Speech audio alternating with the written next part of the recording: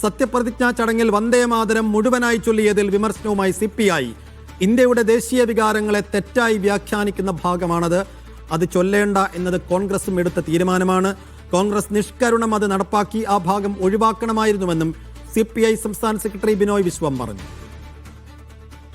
എന്തുകൊണ്ട് വന്ദേമാതരത്തിൻ്റെ എല്ലാ വരികളും ചൊല്ലേണ്ട എന്ന് ചിന്ത വരാൻ കാരണം എന്ന് പരിശോധിക്കണ്ടേ? കാരണമുണ്ടല്ലോ.